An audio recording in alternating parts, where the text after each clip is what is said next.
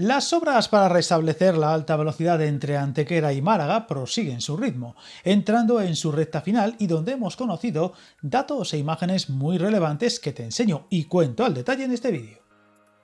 Tras los últimos informes desde Adif y Transportes, la fecha oficial para que vuelva el servicio de alta velocidad entre Málaga y Antequera y por tanto con el resto del país será el próximo jueves 30 de abril a partir de las 12 del mediodía, asegurándose que se trabaja a destajo para dejar al menos una de las vías disponibles para el paso de los trenes directos entre Málaga y Madrid, con avances evidentes y muy claros de ver con las grabaciones a vista de dron, que también ayudan a comprender las dimensiones de la empresa a ejecutar. Si bien desde los responsables de Adif subrayan que la idea es restablecer el servicio por una sola vía, sin quedar claro cuánto regresaría el servicio normal y a velocidades plenas por ambas vías, ya que mientras la circulación se haga solo por una, en dicho punto y al convivir aún con obras, probablemente se rebaje considerablemente la velocidad al pasar por la zona crítica.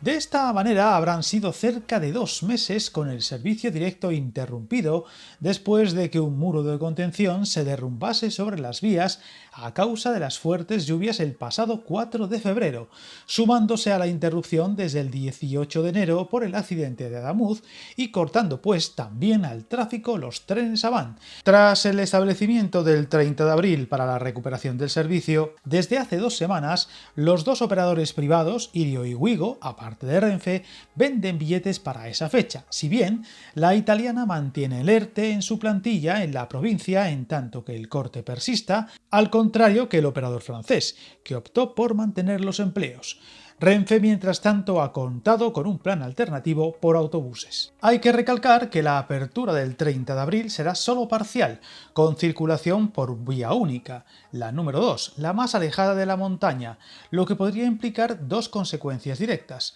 Un viaje más lento del deseado, unas 3 horas entre Madrid y Málaga, y quizá menos frecuencias, aunque eso se irá viendo. De momento no se da una fecha para la apertura total y vuelta a los tiempos y frecuencias anteriores al incidente.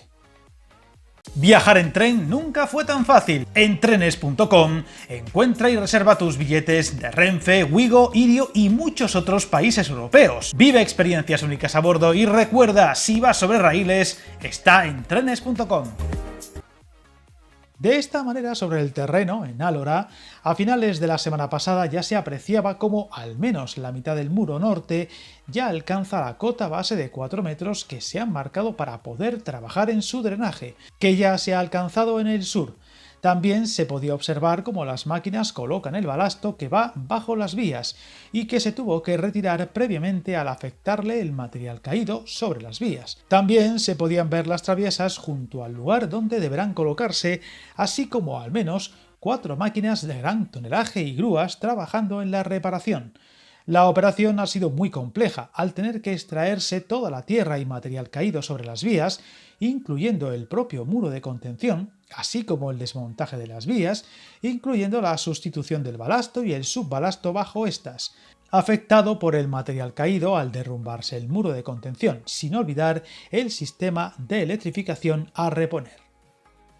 Y es que los números impresionan, pues en el muro se ha picado piedra en el trasdós del muro sur, usando taladros de 50 metros para meter el hilo de corte en el muro sur, una obra en la que han trabajado 75 trabajadores de 2 o 3 turnos distintos y 25 máquinas, todo por el colapso de un muro de contención de 15 metros de altura que implicó un desprendimiento de tierras que ha obligado a mover unos 200.000 metros cúbicos de tierra, lo que equivale a unas 80 piscinas olímpicas. Los trabajos se desarrollan en un desmonte de 540 metros de longitud y 35 metros de altura, similar a un edificio de 10 o 12 pisos, con un muro de pilotes anclado en el pie del talud de 325 metros de largo y 15,5 metros de alto.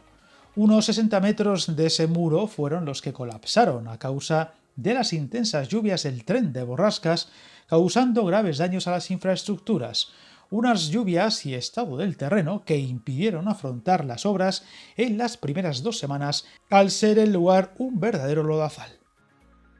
De hecho, en un primer momento, la idea era solucionar el desmonte y reparar la zona del muro caído, pero tras un análisis se concluyó la necesidad de suprimir buena parte del muro, causa principal de la última demora en las cifras. Unos trabajos que se iniciaron a finales de febrero y donde se planificaron las tareas de consolidación de una torre de alta tensión de red eléctrica en las proximidades, así como el dispositivo técnico y humano que trabaja actualmente en la retirada de tierras y desmontaje parcial del muro. De hecho, la torre de alta tensión ha sido otro de los condicionantes que han dificultado los trabajos, puesto que debían asegurarla antes de proceder al desmontaje del muro. Ahora el plan de actuación consiste en modificar la geometría del talud con una pendiente más suave, demoler la pantalla y los anclajes hasta una altura de 4 metros por fases y proceder posteriormente a la reposición del sistema de electrificación, de la vía y del desvío, así como las instalaciones de seguridad. Obras todavía delicadas y complejas que alargarán la restitución total en ambas vías del tramo por un tiempo indefinido, pero donde se espera que pronto se avance a gran velocidad debido a que lo más difícil ha quedado atrás.